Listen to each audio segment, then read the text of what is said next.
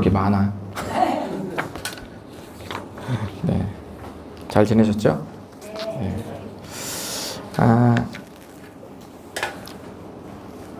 저희들은, 네, 우리는 지난 6개월간 빌립보서 말씀을 함께 나누었습니다. 은혜가 되셨나요? 네. 고민 끝에, 쪽벌납니다. 고민 끝에 이번 연말까지 함께 나눌 말씀으로 우리가 룻기를 정했습니다. 룻기를 좀 읽어보신 분 계신가요? 난 룻기를 좀 읽어봤다. 네, 룻기를 어느 정도 읽어보셨을 텐데, 어떤 사람 룻기가 도대체 무슨 이야기지? 또 성경에 룻기라는 게 있나? 라고 생각하시는 분도 계실 텐데요. 룻기는 구약 성경 에스더서와 더불어서 아주 신비스러운 성경책입니다. 왜냐하면 성경책인데도 불구하고 성경 그 말씀 안에 하나님이 등장하지 않는 성경책이에요. 그래서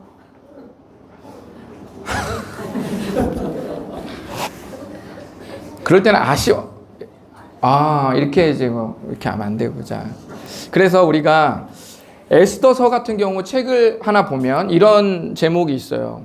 뭐라고 돼 있죠? 무대 뒤에 계신 하나님. 나의 인생의 무대 뒤에 계신 하나님이시다. 그러니까 에스더서의 이야기도 룻기서와 똑같이 하나님의 말씀인데도 불구하고 하나님이 등장하지 않죠.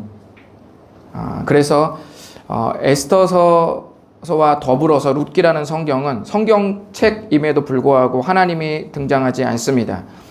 그러면 룻기는 어떤 책 제목들이 달려 있는지 서점에 나와 있는 룻기의 책 제목을 좀 몇 권 보실까요? 여러분들 보셨을 때 룻기의 어떤 이야기 느낌이 있나요? 룻기가 어떤 이야기겠다라는 느낌이 좀 오시죠? 우리나라 우병훈 교수님이 쓰신 상실에서 체음으로, 그리고 외국 저자가 쓴, 여성 저자가 쓴 룻기의 책 이름은 소외된 이들의 하나님입니다. 뭔가 책 제목을 보면 어떤 느낌이 드세요? 행복한 이야기가 가득해 보이시나요? 아니면 고난이 있을 것 같으신가요? 이 정도는 느낌이 오시죠? 책 제목만 봐도 룻기가 고난이 많은 것 같다라는 느낌이 있을 겁니다. 상실이라는 말은 뭔가를 잃어버리거나 헤어졌다는 말이고, 소외라는 말은 따돌림을 받았다는 뜻입니다. 그러니까 분명 누군가가 소외되고 누군가가 뭔가를 잃어버리게 되는 그런 고통당한 이야기가 들어있을 수밖에 없겠죠.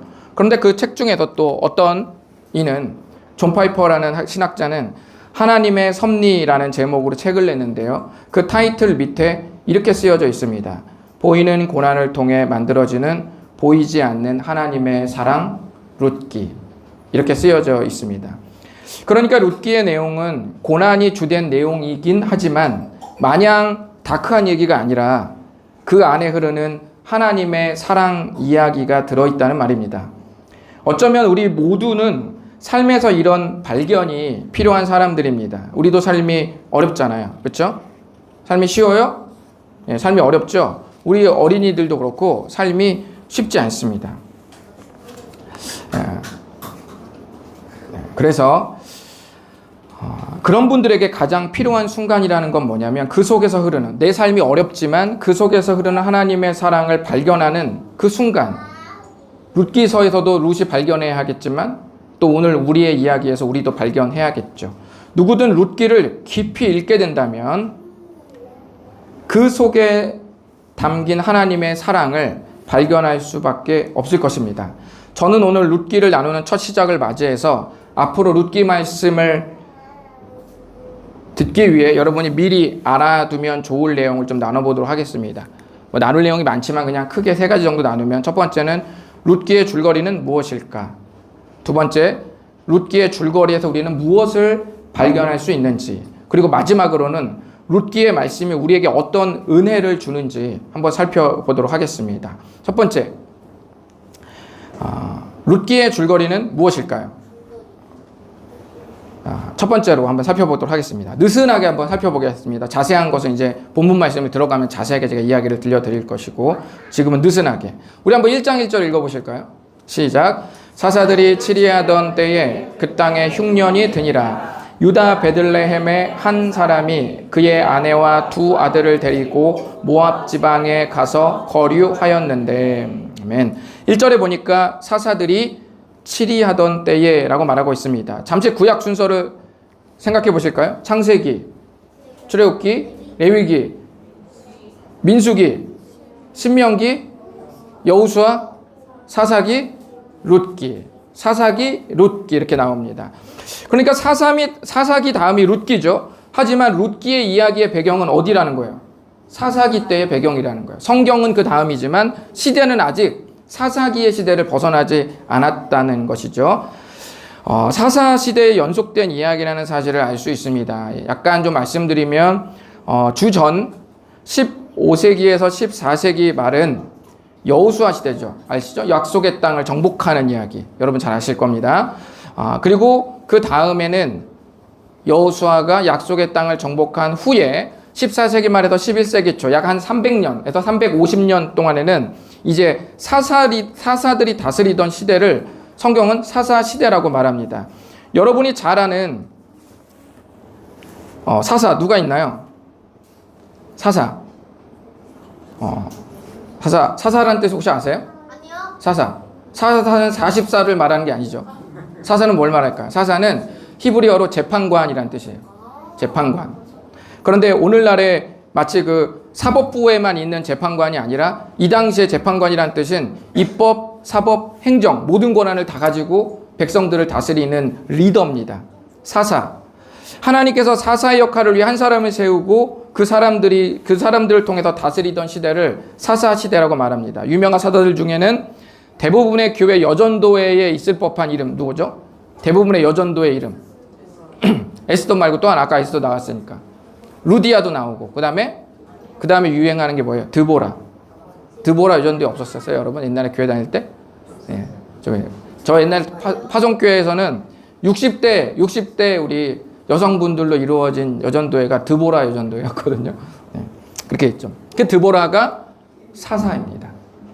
그리고 성경에 힘센 사람 누구죠? 맞춰봐요. 1번 이손, 2번 삼손, 4번 사손. 누굴까요? 삼손? 유식한데 똑똑해. 제대로 잘 맞추고 있어. 자, 그러니까 드보라나 삼손은 성경에서 말하는 사사입니다. 사사가 총 12명인데 그 중에 유명한 사자 몇 명 있거든요. 그 뒤에 그 외에도 있지만 우리가 생각하는 드보라, 삼손 이런 인물들은 전부 사사에 해당하는 사람들입니다. 혹시 사사 시대가 궁금하다면 또는 사사들의 활동이 궁금하다면 그 유명한 유튜브 채널 내영혼의 홈트에서 2년 전에 제작한 사사들의 이야기를 참조해 주시면 감사하겠습니다. 자, 룻기 1장 1절을 다시 한번 여러분이 보시면 사사 시대 중기에서 말기로 넘어가는 그 시대에 보면 베들레헴에서 사는 한 남자가 자기 아내와 두 아들을 데리고 흉년을 피해서 모압이라는 나라로 이주를 했습니다. 그러니까 오늘날로 말하면 이주라는 건 뭐죠? 이민을 갔다는 얘기예요. 베들레헴 내가 사는 고향이 흉년 때문에 너무 힘들어서 이제 외국으로 이민을 갔다는 것이죠. 전부 다 짐을 싸들고 아내와 두 아들을 데리고 이제 이주를 했습니다. 2절에 보면 그 이름이 나오는데요. 그 한 남자의 이름은 누구죠? 한번 읽어봅시다. 시작. 엘리멜렉. 네. 그리고 또 아내의 이름은 나오미. 엘리멜렉, 나오미. 두 아들의 이름은 말론과 기론. 이런 두 아들 이름 부르기 정말 힘들 것 같아요. 그렇죠? 네.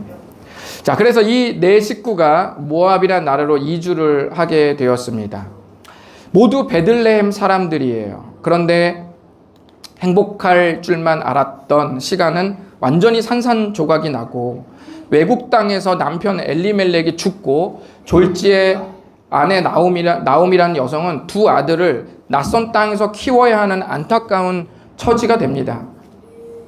하지만 두 아들이 외국 땅에서 사랑하는 여성을 만나 결혼하자 멀기만 했던 사절이 나오네요. 멀기만 했던 그 행복이 다시 시작되는 듯 하죠. 그런데 이게 웬일입니까? 결혼을 한 이 두 아들이 어떻게 돼요? 다 전부 죽습니다.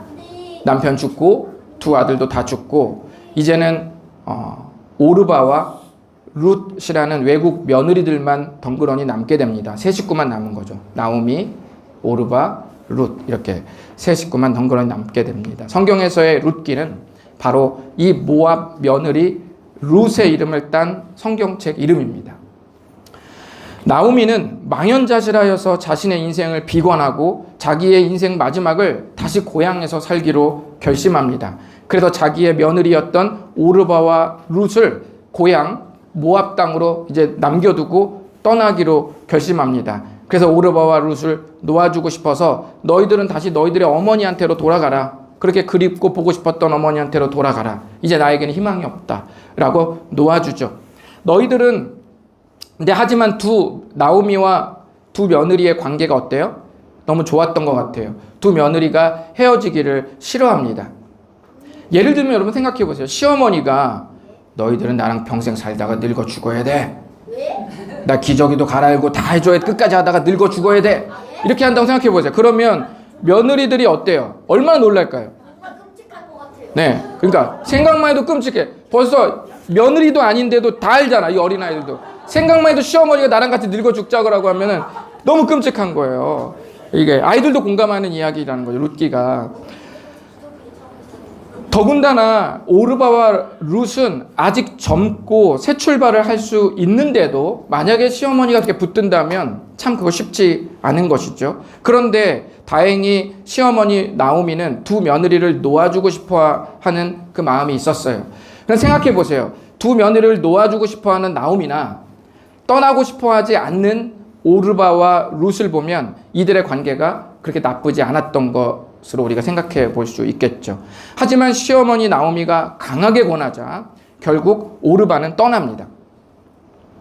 그런데 룻이 떠나지 않고 시어머니 나오미와 끝까지 함께 하겠다고 바짓가랑이를 붙들고 버팁니다. 16절 한번 다 함께 읽어보실까요? 시작. 룻이 이르되 내게 어머니를 떠나며 어머니를 따르지 말고 돌아가라. 강권하지 마옵소서. 어머니께서 가시는 곳에 나도 가고 어머니께서 머무시는 곳에서 나도 머물겠나이다. 어머니의 백성이 어머니의 하나님이 나의 하나님이 되시리니. 아멘. 룻의 고집도 만만치 않았습니다. 결국 나오미는 며느리 룻과 함께 고향 베들레헴으로 돌아옵니다. 가정에 남성이 있어야만 정상적인 삶이 가능했던 그 고대 시대에 미망인이 된 시어머니와 며느리가 할 수 있는 것은 아무것도 없었습니다. 그래서 남의 밭에서 추수하고 난 후 떨어진 이삭을 주어 생계를 유지하기 위해 룻은 무작정 밖으로 나갑니다. 오늘날 가난한 사람들은 어떻게 생계를 유지하죠? 박스를 줍거나 재활용품을 모아서 팔잖아요. 이 시대는 가장 가난한 사람들이 할 수 있었던 것은 남의 밭에서 이미 추수가 끝난 뒤에 땅바닥에 떨어진 이삭을 주워서 그것들을 다 주워서 그 하루 끼니를 채워내는 것이 그 고대 시대에 가장 가난한 사람들이 할 수 있었던 대안 그밖에 없었습니다.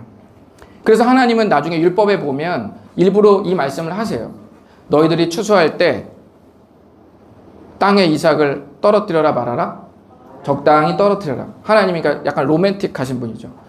다 거두지 말고 싹싹 쓸어 담지 말고 일부러 흘려라. 흘린 걸 가난한 사람들이 먹고 살게 되니 하나님은 일부러 막 악착같이 거두지 말라고 말씀하십니다. 이렇게 룻과 나오미는 아주 힘겹게 살아가죠. 그래서 남의 밭에서 추수하고 난 떨어진 이삭을 주어 생계를 유지하기 위해 어느 날 우연히 어느 밭에 가서 이삭을 주려고 하는데 그 밭 주인이 나오미가 죽은 남편 엘리멜렉의 가문 사람 보아스라는 남자를 만나게 됩니다. 보아스는 재력과 인품과 신앙 이 삼박자를 겸비한 멋진 사람이에요. 어떤 자매님들은 삼박자를 갖췄다고 아무리 말을 해도 재력, 그 다음에 뭐라고 그랬죠? 이렇게 재력, 첫째도 재력, 둘째도 재력, 셋째도 재력 이렇게 생각하는 분이 그러면 안 되겠죠? 룻이 보아스를 밭에서 보아스, 룻이 밭에 보았습니다. 그래서 이름을 외우라고 하는 거예요. 이름 외우라고 이렇게 해야 외우니까 룻이 밭에서 보아스를 봤어요. 그래서 룻기의 전체 이야기는 바로 이 세 인물, 시어머니 나오미, 그 다음에 모압 며느리 룻, 그리고 밭에서 우연히 만난 죽은 엘리멜렉 가문 사람 보아스, 이 세 사람에게 어우러지는 이야기가 바로 룻기 전체의 이야기가 되겠습니다. 후에 룻과 보아스가 결혼을 하게 됩니다. 그리고 그 사이에서 오벳이라는 아기가 태어납니다. 아주 좋은 아기예요. 앞에 오가 들어가면 언제나 좋은 사람입니다. 그래서 제가 그렇다는 게 아니라 그렇다는. 그래서 이 오벳이라는 아기를 낳아요. 그래서 여러분이 보시면 나중에 성경을 보면 알겠지만 다윗의 아버지는 이세, 이세의 아버지는 오벳. 그러니까 오벳은 다윗의 할아버지가 되는 것이죠. 그가 바로 다윗의 할아버지가 될 바로 오벳을 룻과 보아스가 결혼해서 그 아기를 안게 됩니다. 자기 인생에서 행복이란 두 글자를 그토록 새기고 싶었지만 물에다 새긴 글씨처럼 행복을 흘려 보내야만 했던 나오미의 인생에 드디어 행복이 찾아왔습니다. 제가 아주 좋아하는 구절인데요. 한번 읽어보실까요? 시작. 나오미가 아기를 받아 품에 품고 그의 양육자가 되니. 아멘. 여러분은 노년이 돼서 이 오벳이라는 손주를 아는 나오미의 기쁨을 여러분이 아실지 모르겠습니다. 나오미가 손주를 안고 품에 안는 장면인데요. 룻기를 마칠 때쯤 이 감격을 여러분들에게 더 생생하게 전달해 드릴 수 있을 것 같습니다. 이렇게 룻기의 이야기는 진정한 해피엔딩으로 끝나게 됩니다. 자, 그렇다면 룻기의 줄거리에서 우리는 무엇을 발견할 수 있을까요? 우리 파란색 글씨 한번 읽어보겠습니다. 시작. 하나님의 섭리. 네, 룻기의 줄거리에서 우리가 발견할 수 있는 것은 하나님의 섭리입니다. 하나님의 섭리라는 뜻은 하나님께서 우리를 다스리시는 과정을 말해요. 또는 하나님께서 우리를 다스리시는 원칙, 하나님께서 우리를 다스리시는 이치, 이거를 하나님의 섭리라고 말합니다. 하나님의 섭리는 마치 뭐와 같냐면 바둑의 포석과 같아요. 여러분 바둑의 포석 뭔지 아세요? 아니요. 바둑 둘 줄 아세요? 네. 보통 바둑 고수들은 몇 수 앞을 내다보는지 제가 검색을 해봤더니 15수에서 20수 정도를 알아봐요. 그러니까 이미 놓아져 있지 않은 이 바둑판에 있는 그 돌들이 상상만으로 15에서 20수 앞을 내다볼 수 있다고 그렇게 말을 합니다. 고수들이 두는 수를 보면 고수들이 왜 거기다가 돌을 올려놓는지 알 길이 없습니다. 예측을 할 수가 없어요. 갑자기 어때요? 여러분 보셨어요? 갑자기 돌을 여기다 뒀다가 그 다음에 어디다 둬요? 여기다 두면 여기다 또 둬야 되잖아. 같이 막 싸워야 되잖아. 근데 갑자기 돌을 외딴 섬에다 갖다 놔. 거기다 탁 올려놓고 그 다음에는 여기다 갖다 놓고 그 다음에 저기다 갖다 놓고. 그래서 저는 이제 장난하나? 뭐 이런 생각을 했는데 그게 아닌 거예요. 그게 아니라 그런 느낌이 들긴 하지만 그 모든 것들은 어때요? 다 이유가 있는 겁니다. 계속 바둑을 두다 보면 고수들이 왜 거기다가 바둑을 두었는지, 돌을 올려놨는지 다 알게 됩니다. 마치 하나님의 섭리, 이런 깨달음이 하나님의 섭리에서도 동일하게 드러납니다. 룻기의 이야기는 엎치락뒤치락합니다. 행복할 것 같으면서도 다시 고난이 뒤따르고 그 고난의 끝이 보이는가 싶으면 또 다른 고난이 겹치는 그 전개 속에서 우리는 한 치 앞도 내다볼 수 없게 되죠. 그러나 룻기의 이야기는 결론적으로 하나님께서 다윗의 자손을 통해서 예비하신 메시아, 누굽니까? 예수 그리스도께서 어떻게 준비되는지를 보게 합니다.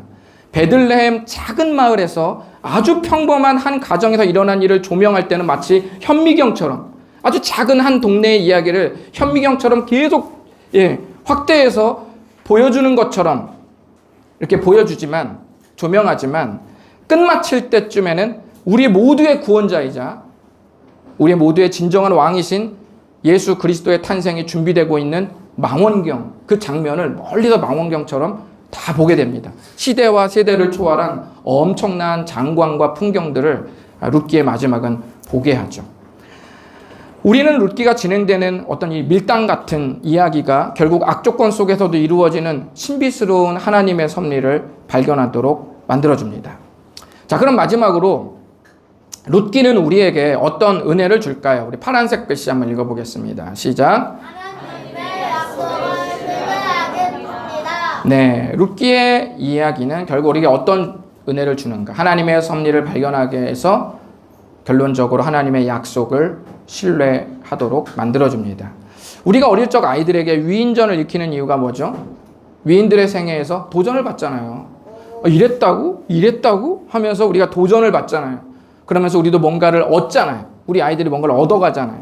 마찬가지로 내 인생이 불투명하고 내 미래가 뿌옇게 되었을 때 우리는 룻기에서 나오미와 룻이 맞닥뜨린 그 현실, 그것들을 보면서 마치 나의 이야기처럼 공감하게 됩니다. 그리고 그 이야기에 집중하게 되죠. 나오미의 고통이 더해질 때 우리의 고통을 떠올리고, 나오미가 하나님을 원망하고 서운해할 때 우리 또한 내 처지를 돌아보지 않는 그 않으시는 것 같은 하나님으로 인해 우리가 막 서운해합니다. 같이 가는 거죠.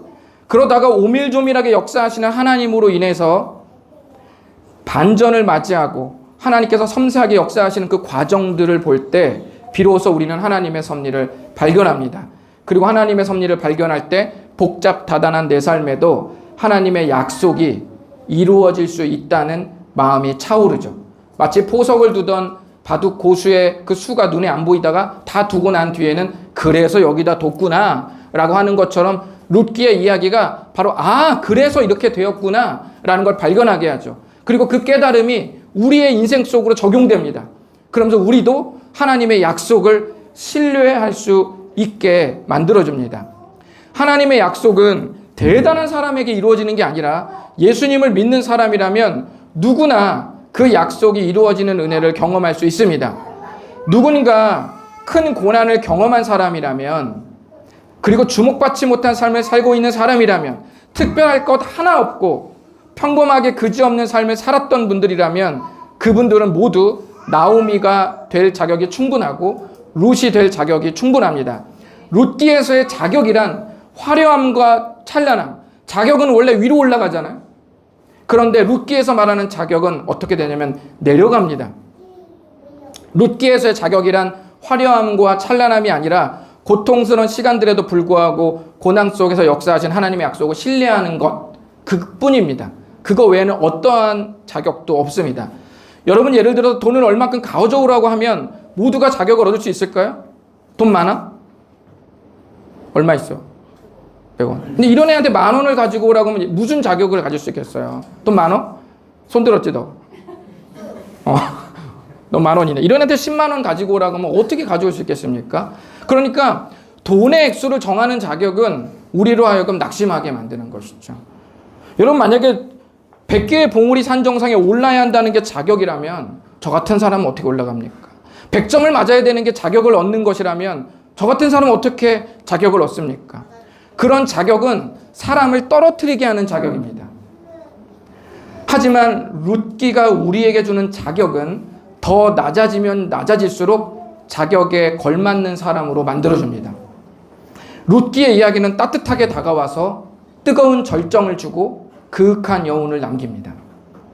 우리는 오늘 룻기 말씀을 본격적으로 살펴보기 전에 간단하게 룻기의 이야기와 배경들을 살펴봤습니다. 대충 어떤 이야기인지 아시겠죠?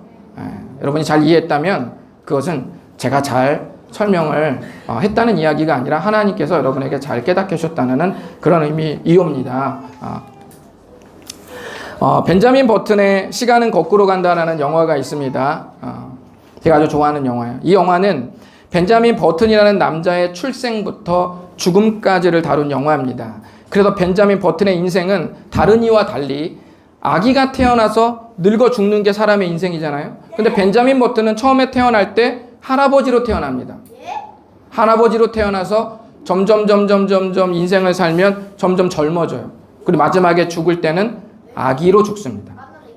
그래서 영화 제목이 벤자민 버튼의 시간은 거꾸로 간다라고 이렇게 영화 제목이 지어졌습니다. 이 영화에서 보면 데이지라는 여성을 이 벤자민 버튼이 사랑하거든요. 지금 여러분 화면에 보이는 그 데이지라는 여성을 아주 사랑해요. 근데 함께 하면 할수록 벤자민 버튼은 더 젊어지고 자기가 사랑하는 데이지는 점점 나이가 들잖아요. 그러니까 이 벤자민 버튼이 그 구도를 보는 거예요. 그 마음이 너무 아파. 그래서 이 데이지라는 여성을 떠나기도 합니다. 왜냐하면 점점점 나이가 들면 함께하는 이 자녀들에게는 아빠가 필요하고 엄마가 필요하고 장성한 부모가 필요할 텐데 자기는 점점 아기가 되어가니까. 그래서 이 데이지라는 여성을 떠나기도 합니다. 영화 중간에 벤자민이 사랑하는 이 데이지가 이 극단의 무용수거든요. 춤을 진짜 잘 추는 무용수인데 교통사고를 당해서 다리를 크게 다쳤고 더 이상 무용을 할 수 없게 되었습니다. 정상적인 삶을 살 수 있지만 더 이상 무용수로는 이제는 할 수 없게 되죠. 그런데 사랑하는 여인 데이지가 이렇게 무용 연습을 하다가 밖에 나와서 길거리에서 교통사고를 당하는 그 순간까지를 벤자민 버튼이 안타까운 마음을 가지고 읊는 대사들이 있습니다. 한번 여러분께서 들어보시죠. 우리는 살아가면서 죄송합니다. 우리는 살아가면서 끝없이 상호작용을 한다. 쇼핑을 나선 파리의 어떤 여자가, 이건 데이지가 아닙니다. 그냥 무명의 어떤 사람이에요. 쇼핑을 나선 파리의 어떤 여자가 외투를 깜빡해 다시 들어갔어. 그때 전화가 울렸고 같은 시간에 데이지는 공연 리허설 중이었지. 그동안 쇼핑에 나선 여자는 전화를 끊고 택시를 타려고 밖으로 나왔다. 그 다음에 방금 손님을 내려준 이 택시기사는 커피를 사려고 카페에 들렀고, 손님을 내려주고 커피를 산 그 택시기사는 앞선 택시를 놓쳤던 그 쇼핑객을 태웠다. 택시에 부딪힐 뻔한 길을 건너던 남자는 평소보다 5분 늦게 출근하는 길이었어. 그 택시기사는 부티크에 물건을 가지러 간 그 여자를 기다리는데 직원이 전날 애인과 헤어져 물건을 준비해 놓는 걸 깜빡한 거야. 여자가 물건을 받아서 택시를 다시 탔는데 배달 트럭이 길을 막았어. 옷을 다 갈아입은 데이지는 신발끈이 끊어진 친구를 기다렸어. 그리고 택시가 신호에 걸려 서 있는 동안 데이지와 친구는 극장 뒷문으로 나왔지. 이 모든 여러 사람이 얽힌 이 시간차, 수많은 일들에서 단 한 가지만 달랐더라면. 그러면서 이렇게 말합니다. 신발끈이 안 끊어졌거나 트럭이 길을 막지 않았거나 부티크 점원이 실현 안 당해서 물건을 포장해 놨거나 지각한 그 남자가 알람을 맞췄거나 택시기사가 커피를 안 샀거나 쇼핑객이 코트를 안 입고 앞 택시를 탔다면 데이지와 친구는 그 길을 건너고 택시는 그냥 지나갔겠지. 하지만 삶은 누구도 통제 못하는 수많은 상호작용의 연속이다. 라고 벤자민 버튼이 자기 사랑하는 여인이 교통사고에서 발목이 부러진 이 안타까움을 이렇게 표현했습니다. 벤자민 버튼은 이 수많은 인생의 조각들 속에서 단 한 조각만 달랐더라면 이라는 말로 아쉬워하면서 인생을 묵상했습니다. 여러분, 이것이 우리의 인생 아닙니까? 수많은 후회스러운 선택들이 우리의 행복 사이사이에 가시처럼 들어가서 우리를 아프게 하고 그러지 않았더라면, 그때 그렇게 하지 않았더라면 이라는 이런 아쉬움을 남기게 합니다. 하지만 이것이 모든 인생의 고백이라면 룻기는 이 속에 하나님의 섭리가 양념처럼 버무려지기 시작하는 이야기입니다. 살아계신 하나님께서 예수 그리스도의 십자가와 부활을 믿고 고백하는 여러분의 삶 속으로 침투해 오셨습니다. 그리고 불행과 원망이라는 암막을 찢어버리고 우리의 인생 사이사이에 가시처럼 들어있던 후회스러운 추억의 조각들을 재조합하기 시작합니다. 재조립하기 시작하십니다. 그리고 하나님의 섭리 안에서 하나님의 약속을 이루기 위한 통로로 그 후회스러운 조각들을 기억고 만들어 버리십니다. 우리 모두는 후회와 하나님의 섭리가 치열하게 다툰 인생 마지막에서 이렇게 고백할 것입니다. 하나님은 끝까지 나와 함께 하셨고 복음 안에서 약속했던 그 모든 약속을 이루셨어. 이것이 룻기가 여러분에게 선물할 은혜입니다. 우리 다 같이 기도하겠습니다. 우리 이 시간에 마음을 모아서 좀 기도하겠습니다.